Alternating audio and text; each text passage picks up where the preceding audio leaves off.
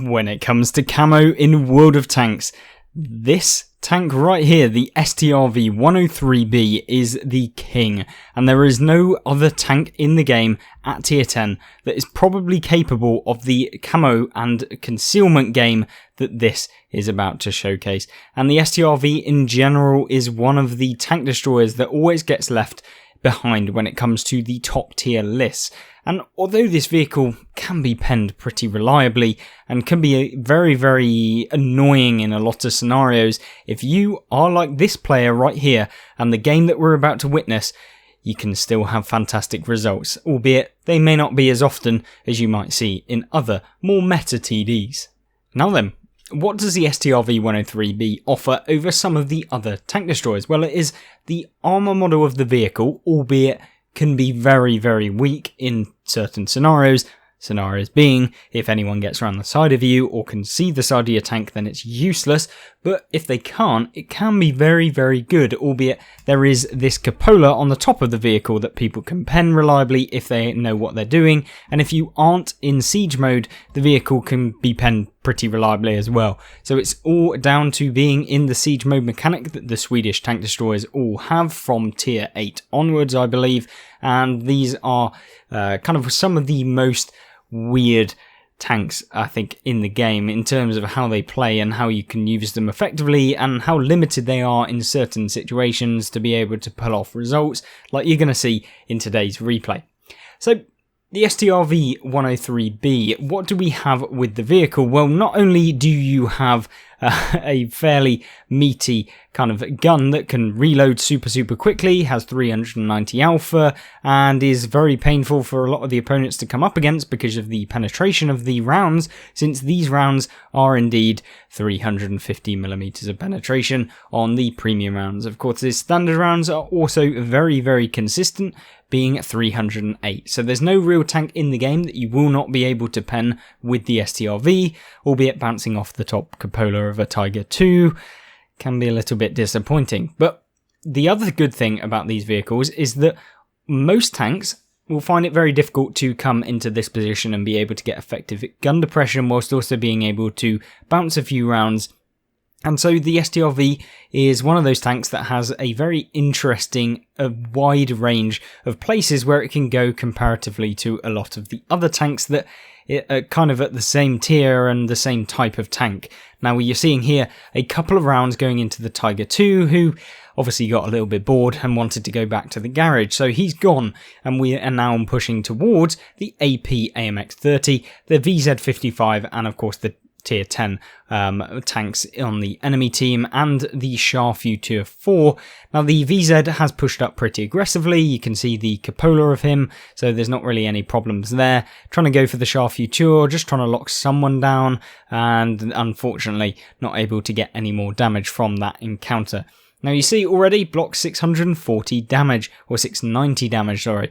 And in these sorts of games, you want to make sure that no matter what you're doing, and no matter what the enemy tanks are doing, you're keeping the frontal armour towards them at all times. Even if you're looking around, if you're trying to make sure that you are in a good position, blah blah blah, you need to always have the frontal armour of the vehicle towards your opponents. As soon as you give them any kind of aspect of the side of the vehicle, you will be getting penned.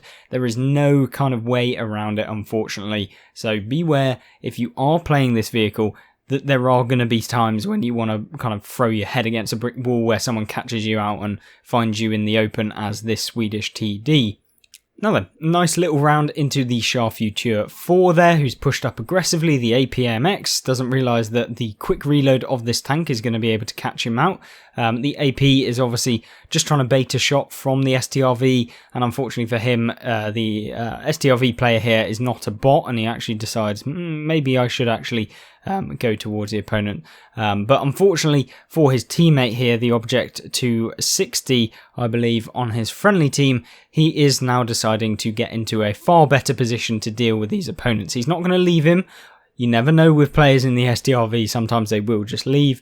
But thank God this player knows what he's doing, and he's getting himself into a better position so that he can help out his team against tanks like the Jaegeru here, who for some reason is just YOLO-wagoning into the opponents, and luckily, or unluckily, he does manage to shut down his teammate, and now it's a 1 versus 3 on this flank, not in the game necessarily, but you can see some lovely marksmanship on the APMX, who's now pushing forward. The Vipera needs to go, which he does, and now it's just a case of going after the APAMX. And unfortunately for him, he also goes back to the garage. It's like the STRV's been sending most of the enemy team back to the garage at this point, having removed 4 of the enemy tanks in this game.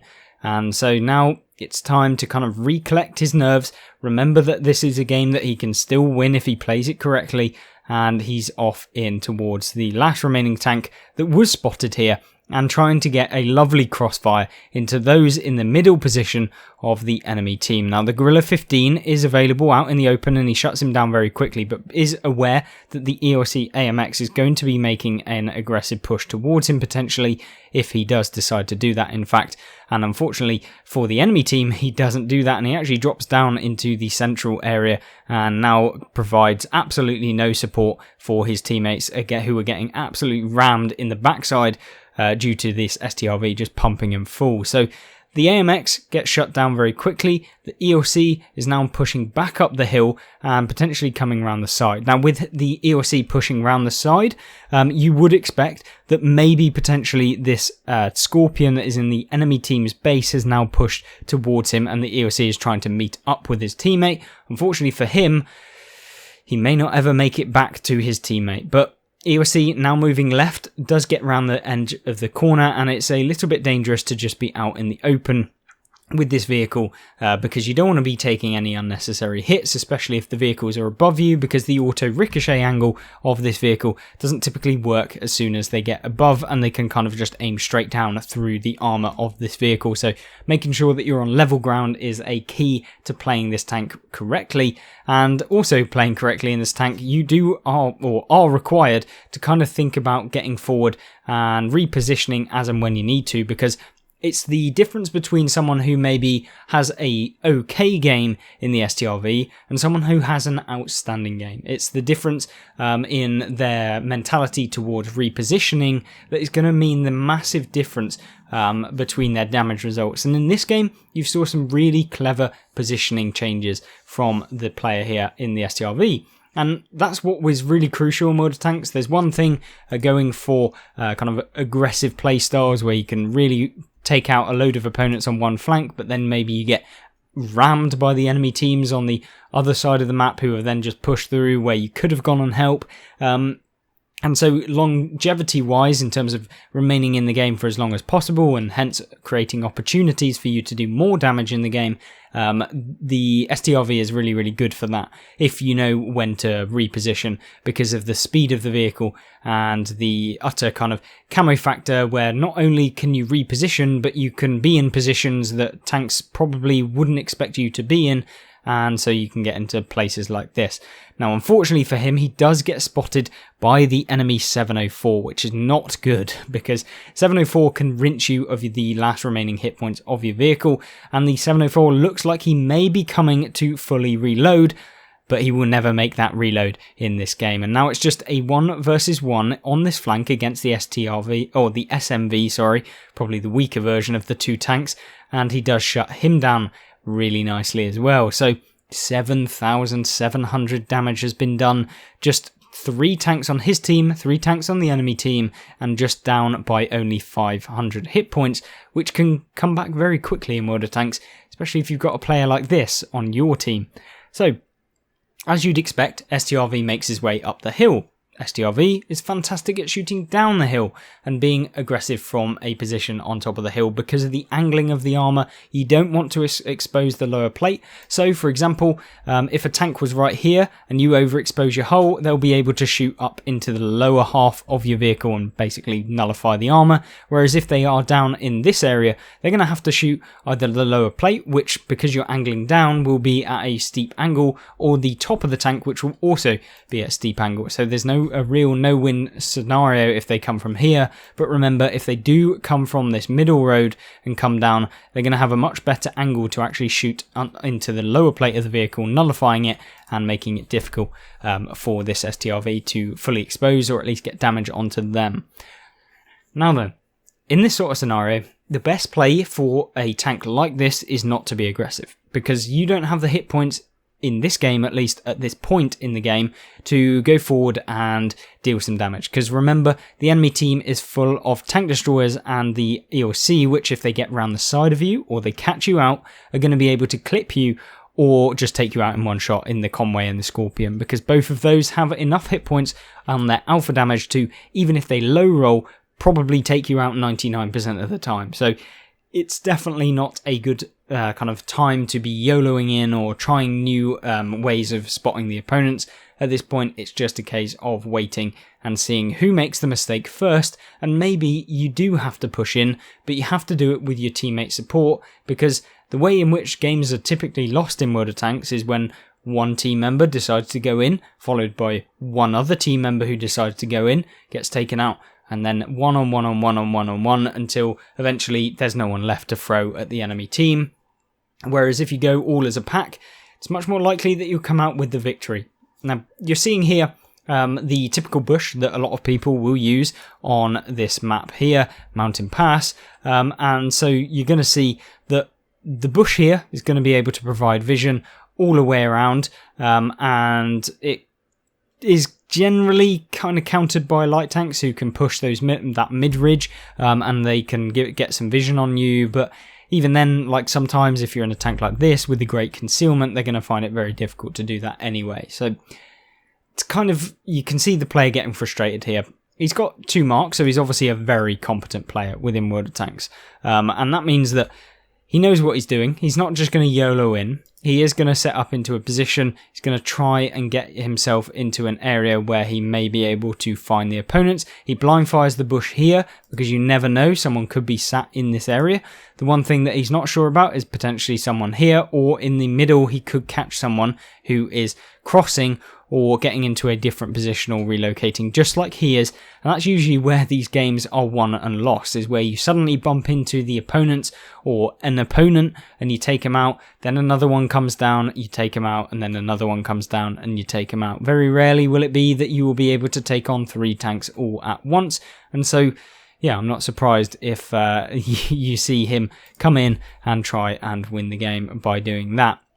So, if you watch the TVP video that I've done recently, you'll know that that position right here is a massive pain in the arse for any teams that are going to be kind of aggressively pushing, because up until about here, you can get shots into them for free without them really being able to do a whole lot. The EOC now comes around, and using the great mobility and turning capacity of the STRV, the EOC is now in a very bad scenario, and he gets shut down very quickly.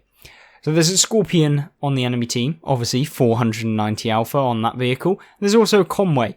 Conway hasn't been spotted in the entirety of the game, but that doesn't mean that he's AFK, which he potentially could be, because there is no there's no damaging hits on the Conway. He places around into him. Just because he's in the cap circle area doesn't mean he's AFK, but it appears that he is. But he needs to be very, very careful that the Scorpion isn't around, and he could quickly take him out if that is the case. So he places around into the Conway, taking him out from full health, and the Scorpion arrives out of nowhere, and he is indeed on 931 hit points, making it a stalemate at this point. He wants to make sure that he's not just going to YOLO, and unfortunately for the UDES, or the STRV, sorry, he cannot get the elevation. There is no way of being able to actually fire up that high, which is kind of one of the limitations of these vehicles. But you've got to be prepared for that in the approach that he takes within your game. So instead of just waiting and waiting for the opponent to make their move or for him to make a mistake, he's going to take the kind of aggressive option. He's going to go up the hill, he's going to go towards the Scorpion. He doesn't know if he's still there. Has the Scorpion came down off of the top of the hill, coming down into the bowl? No, he is in fact still there. Oh no, it's a catastrophe. He's not actually managed to connect the shell. And if this Scorpion knows the weak point of the STRV, which is that cupola, and considering he's below him on the hill, that's going to be a pain in the backside. But luckily for the STRV player here, he knows the power of HE rounds and how effective they can be in securing you victories against opponents that are just very weakly armoured in the Scorpion G. So thankfully, a victory by the STRV 103B secures a fantastic round of World of Tanks. And if you want to check out another round whereby a TVPT 5051 secures a victory from the Scorpion's location on this map, then of course check out the video on screen. If you enjoyed this one, make sure to leave a like, and of course, what a round of World of Tanks, 10,480 damage done. Hopefully you guys can obtain a figure like that at some point in your World of Tanks career, if not already. So thank you, and I'll see you in the next one. Goodbye.